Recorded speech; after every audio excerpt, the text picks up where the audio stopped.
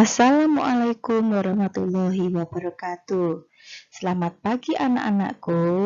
Hari ini kita akan melakukan pembelajaran kelas 5, tema 1, subtema 3, pembelajaran 4. Sebelum masuk ke materi, seperti biasa, Ibu akan menyampaikan tujuan pembelajaran kita hari ini. Yang pertama, dengan mengamati gambar pada peta, siswa dapat menyebutkan asal daerah beberapa identitas budaya secara peduli. Yang kedua, dengan mengamati peta, siswa dapat menyebutkan nama bandara dan pelabuhan yang ada di Indonesia. Kemudian yang ketiga, dengan membaca, siswa dapat mengidentifikasi pengaruh kondisi geografis Indonesia terhadap budaya masyarakat secara tanggung jawab.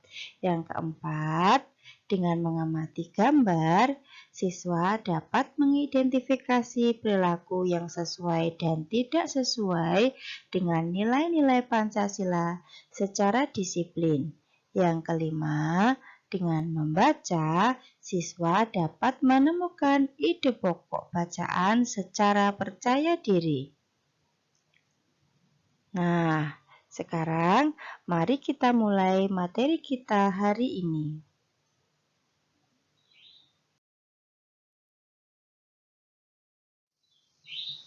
Anak-anak, kalian masih ingat lagu Nenek Moyangku? Untuk mengingatnya kembali, mari kita bersama-sama mendengarkan lagu yang akan Ibu putar ini.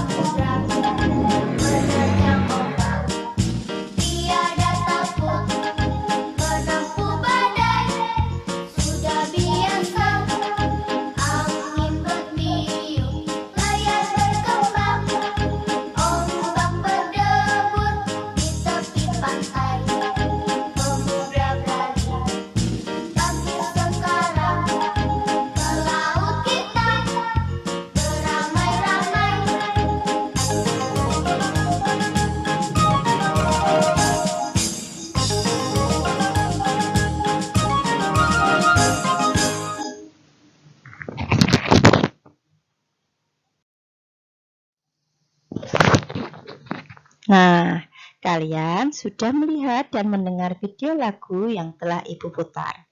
Menyenangkan bukan? Anak-anak, pada pembelajaran yang lalu, Lani sedang mengunjungi produksi gerabah yang ada di Madura.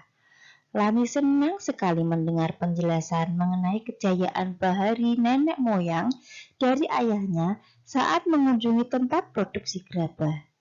Dia pun teringat akan sebuah lagu tentang kegagahan nenek moyang bangsa Indonesia dalam mengarungi lautan.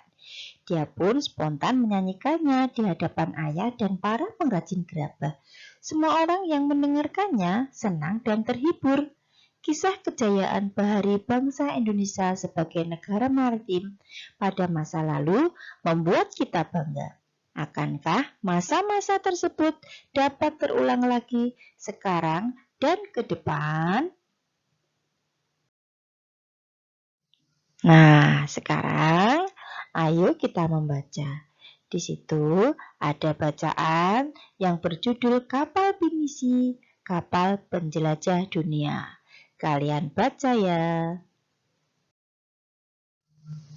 Ini bacaannya. Ini bacaan selanjutnya.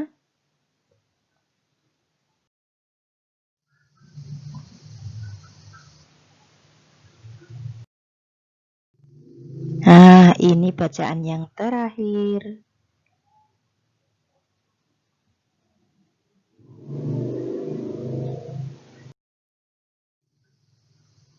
Setelah kalian membaca bacaan tersebut, tentukan ide pokok dari masing-masing paragraf bacaan di atas. Tentukan ide pokok pada paragraf yang kedua dan ketiga saja. Itu sebagai tugas yang pertama.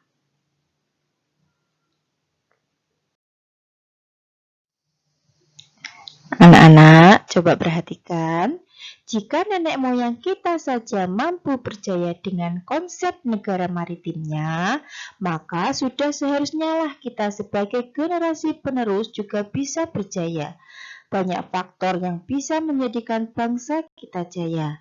Telah dibahas dalam pembelajaran sebelumnya, berbagai potensi kemaritiman dan kepulauan Indonesia. Potensi-potensi tersebut harus bisa dimanfaatkan secara maksimal dan bertanggung jawab untuk mewujudkan cita-cita bangsa Indonesia. Pada pembelajaran sebelumnya, telah kamu ketahui pengaruh kondisi geografis bangsa Indonesia sebagai negara maritim atau kepulauan terhadap kehidupan ekonomi dan sosial masyarakat. Sekarang akan kamu pelajari lagi bagaimana pengaruh terhadap kehidupan budaya dan transportasi masyarakat. Pengaruh kondisi geografis Indonesia sebagai negara maritim terhadap budaya masyarakat. Kondisi geografis berupa kepulauan yang terdiri atas lebih dari 13.000 dan tersebar dari Sabang sampai Merauke mengakibatkan beragamnya budaya bangsa Indonesia. Masing-masing daerah atau pulau memiliki budayanya masing-masing yang berbeda dengan daerah atau pulau yang lain. Masyarakat Indonesia terdiri atas ratusan suku bangsa yang tersebar di lebih dari 13.000 pulau. Setiap suku memiliki karakteristiknya masing-masing. Salah satunya budaya. Budaya antar suku bangsa satu dengan suku bangsa yang lain berbeda-beda, seperti bahasa, adat istiadat, tradisi, kepercayaan, dan sebagainya. Ciri keberagaman budaya lokal Indonesia dapat dilihat dari hal-hal sebagai berikut. Yang pertama, keragaman suku bangsa. Nenek moyang bangsa Indonesia berasal dari Yunan, Cina Selatan.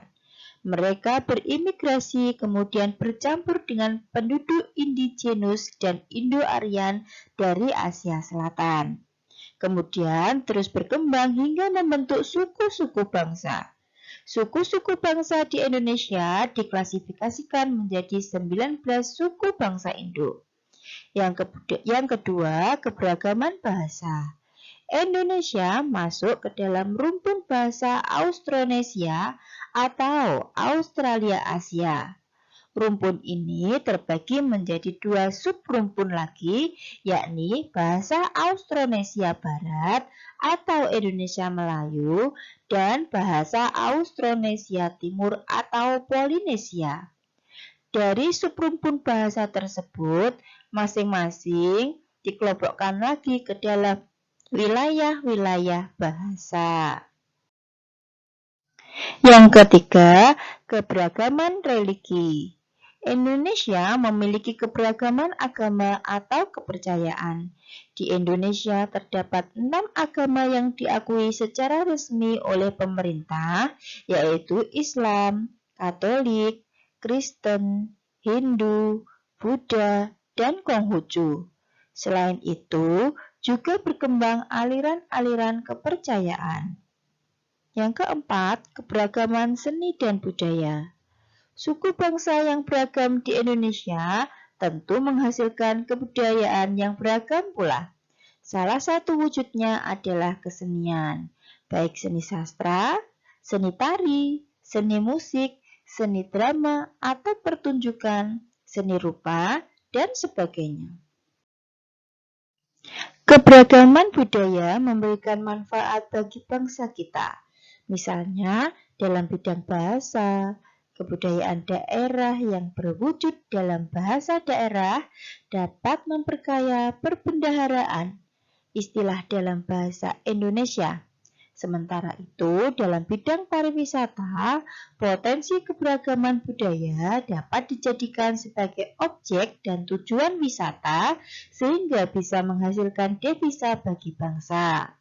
Pemikiran yang timbul dari sumber daya di daerah-daerah bisa menjadi acuan bagi pembangunan nasional. Adapun dampak dari segi kebudayaan diantaranya adalah sebagai berikut. Yang pertama, karena mudahnya pengaruh luar masuk ke Indonesia, maka masyarakat Indonesia lebih mengenal budaya asing. Seperti dalam bidang musik, masyarakat Indonesia lebih tahu musik luar seperti hip hop, jazz, rock, R&B daripada lagu daerah seperti karawitan atau gambang suling. Tidak hanya pada lagu, budaya lain seperti tari-tarian dan lain-lain mulai luntur. Yang kedua, tontonan dan adegan dalam film yang kurang bahkan tidak pantas membawa efek buruk bagi bangsa Indonesia. Sebagian besar adegan tersebut ditiru oleh artis-artis dalam negeri dan masyarakat menganggapnya sebagai gaya hidup, semacam pusat gaya yang perlu ditiru terutama oleh anak muda. Padahal itu membuat turunnya nilai moralitas bangsa. Yang ketiga, dikenalnya kebudayaan Indonesia akibat ramainya perdagangan dan pariwisata yang ada di Indonesia. Yang keempat, timbulnya beraneka ragam kebudayaan dan adat akibat pengaruh luar. Contohnya, wayang di Jawa yang terinspirasi dari cerita dari India dan hukum adat di Aceh yang terpengaruh oleh hukum Islam. Nah, anak-anak, sekarang ayo mengamati. Amatilah gambar-gambar berikut. Berilah tanda centang pada gambar yang menunjukkan budaya asli Indonesia dan berilah tanda silang pada gambar yang menunjukkan budaya hasil dari percampuran atau peleburan dengan budaya dari luar negeri. Ini gambarnya. Ini gambar selanjutnya. Mana yang dari Indonesia dan mana yang dari percampuran luar negeri. Kalian kasih tanda centang untuk yang dari Indonesia dan yang dari percampuran kalian kasih tanda silang.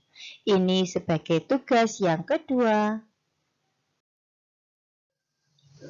Nah, sekarang hubungkan garis antara identitas budaya daerah dengan provinsi asalnya. Cari 5 saja identitas budaya daerah dengan asal provinsinya dan kalian hubungkan dengan garis. Kalian perhatikan ini. Misalnya, suku Minangkabau. Di mana letak suku Minangkabau?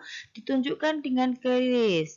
Ya, itu Provinsi Sumatera Barat. Jadi, suku Minangkabau itu letaknya di Provinsi Sumatera Barat. Digarisi ya. Cari 5 saja suku-suku bangsa dan provinsi asalnya. Untuk lebih jelasnya, kalian bisa lihat di buku siswa halaman 164. Ini sebagai tugas yang ketiga. Anak-anak, setelah kalian mampu mengetahui letak suku bangsa dengan asal provinsinya, sekarang kita akan belajar pengaruh kondisi geografis Indonesia sebagai negara maritim terhadap transportasi masyarakat.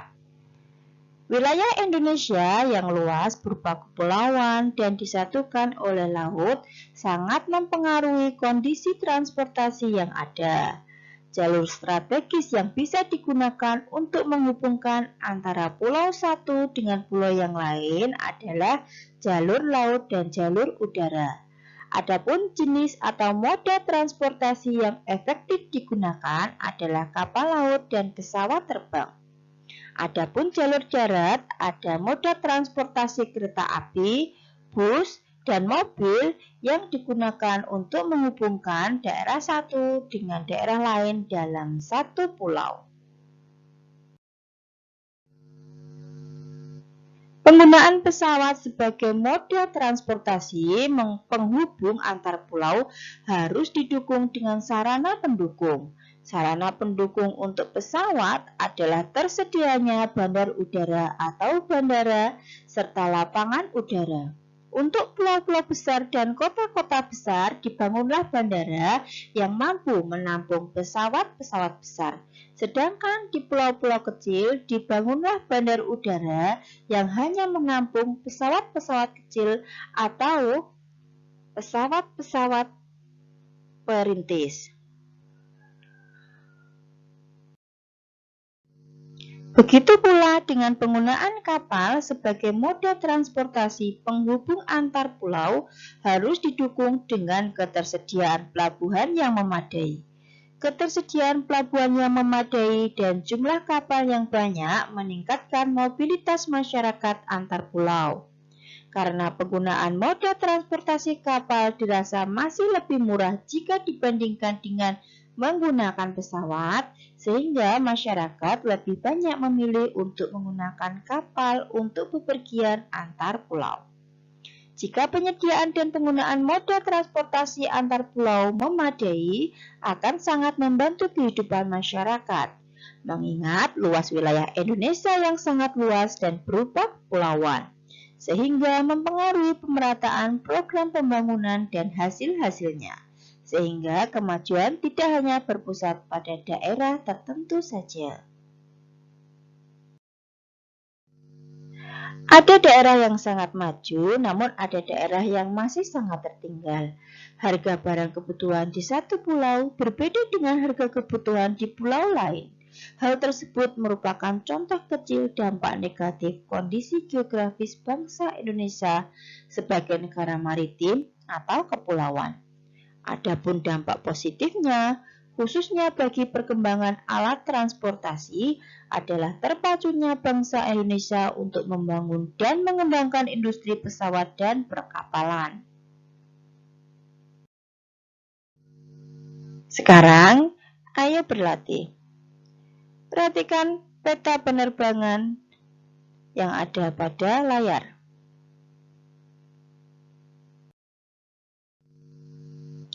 Peta di atas adalah peta jalur penerbangan antar pulau di Indonesia.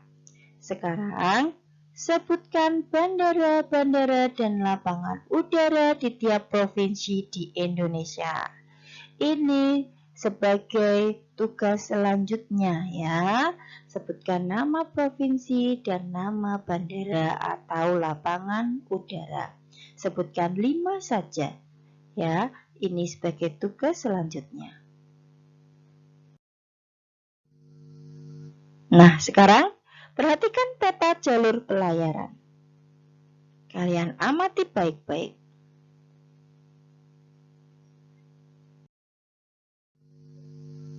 Peta di atas adalah peta jalur pelayaran antar pulau di Indonesia.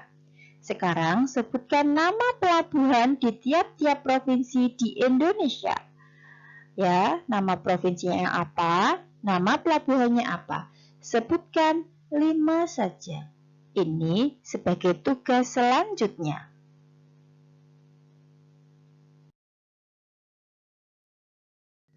Anak-anakku, kemajuan dan perkembangan bidang transportasi antar pulau akan makin memperkuat persatuan dan kesatuan bangsa. Oleh karena akan meningkatkan mobilitas antar pulau sehingga akan memungkinkan terjadinya persebaran dan pertukaran sistem nilai dan budaya antar pulau. Jika sudah terjadi hal yang demikian, maka setiap pulau termasuk masyarakatnya akan lebih merasa menjadi satu kesatuan dan menjadi bagian penting yang tak terpisahkan dari Negara Kesatuan Republik Indonesia. Sekarang, amatilah perilaku orang-orang di sekitarmu. Tuliskan contoh-contoh kegiatan pengambilan keputusan bersama yang sesuai dengan nilai-nilai Pancasila.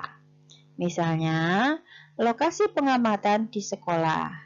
Kegiatan pengambilan keputusan bersama, misalnya pemilihan ketua kelas. Ya, sebutkan kegiatan pengambilan keputusan bersama yang lain yang di sekolah. Kemudian yang di rumah, apa kegiatan pengambilan keputusan bersama. Kemudian di masyarakat dan di bangsa dan negara. Ini sebagai tugas selanjutnya.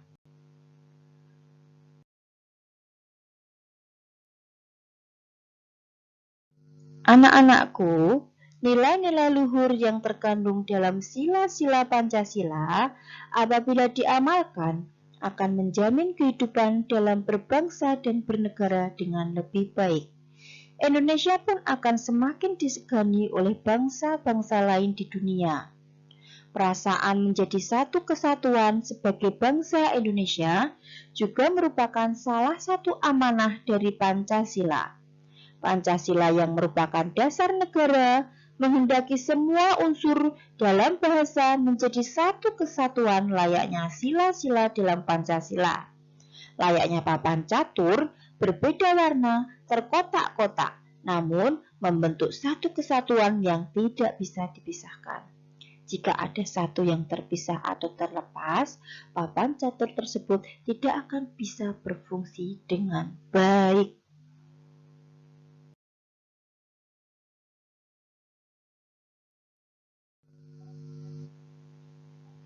Nah, anak-anakku, pembelajaran hari ini telah selesai.